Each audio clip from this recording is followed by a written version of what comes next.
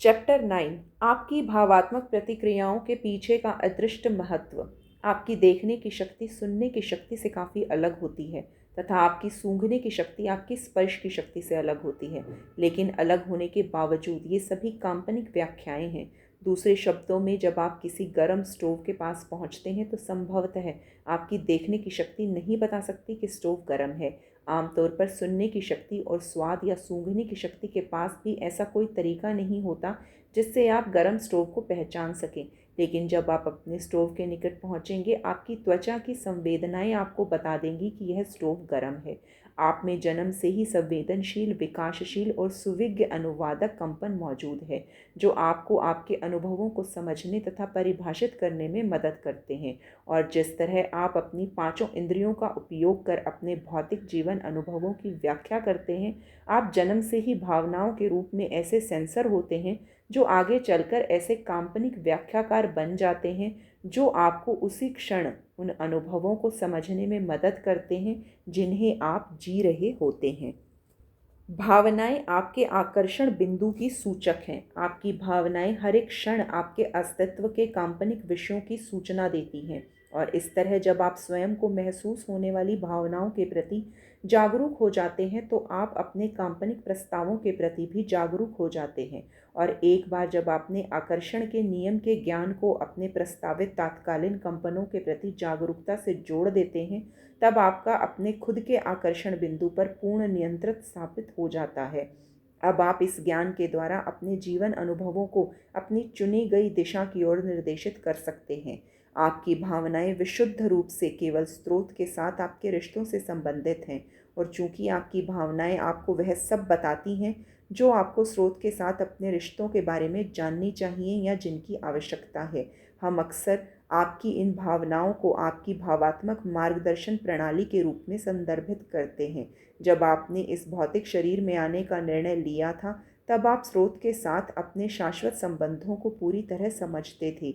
आप जानते थे कि आपकी भावनाएं सतत सूचक हैं जो आपको प्रशिक्षण स्रोत ऊर्जा के साथ आपके मौजूदा रिश्तों में बताई जाती हैं। अतः आप उस शक्तिशाली मार्गदर्शन को जान जाते हैं जिस तक आपकी शाश्वत पहुंच है। तो आपको जोखिम या भ्रम का एहसास नहीं, केवल अपूर्व अनुभव और सच्चे आनंद की अनुभूति होती है।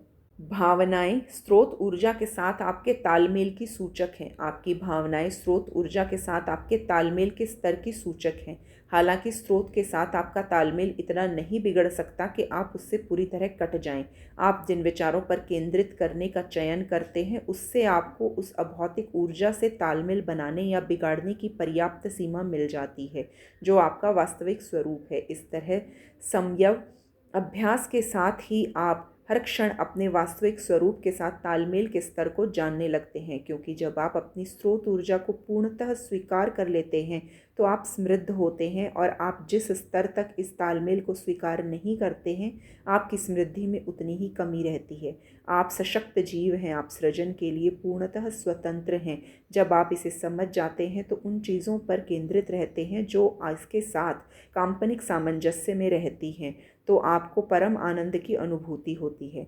लेकिन जब आप इन विचारों पर विचार करते हैं जो सत्य के विरुद्ध हैं, तो आपको गैर सशक्तिकरण और बंधन की विपरीत अनुभूतियां होती हैं। सभी भावनाएं आनंद से गैर सशक्तिकरण की श्रेणी में आ जाती हैं। अपनी भावनाओं का उपयोग कर कल्याण तक लौटना महसूस करें। जब आप ऐसे विचारों पर विचार करते हैं जो आपके वास्तविक स्वरूप को सच्चा लगे, तो आपको अपने भौतिक शरीर में सामंजस्य का प्रवाह महसूस होता है। आनंद, प्रेम और मुक्ति का एहसास इस तालमेल के उदाहरण हैं। और जब आप उन विचारों पर विचार करेंगे जो आपके वास्तविक स्वरूप को सच्चे नहीं लगेंगे, तो आपको अपने भौतिक शरीर से असामंजस्य महसूस होगा। निराशा, भय और बंधन का एहसास इस तालमेल की कमी के उदाहरण हैं। यह कुछ वैसा ही है जैसे एक मूर्तिकार मिट्टी को गढ़कर अपनी मनपसंद रचना करता है। आप ऊर्जा को गढ़कर सृजन करते हैं। आप इसे अपनी केंद्रित होने की शक्ति से गढ़ते हैं। चीज़ों पर विचार करके, चीज़ों को याद कर और चीज़ों के बारे में कल्पना करते हुए आप बोलते, लिखते, सुनते, मौन या याद करते और कल्पना करते हुए इसी ऊर्जा पर केंद्रित रहते हैं। आप अपने विचारों से विक्षेप द्वारा इस पर केंद्रित रहते हैं। जो लोग मूर्तिकार की भांति समय और अभ्यास के साथ मिट्टी को विशिष्ट इच्छा रचनाओं में गढ़ना सीख लेते हैं, तो आप उस ऊर्जा को भी गढ़ना सीख लेते हैं जो अपने मन के केंद्रण द्वारा संसार की रचना करते हैं। इस तरह मूर्तिकार अपने हाथों के माध्यम से अपनी कल्पना को पुनः रचना के दौरान उसे अनुभूत करते हैं। उसी तरह आप भी अपनी भावनाओं का उपयोग कर अपने कल्याण के मार्ग को अनुभूत कर सकते हैं।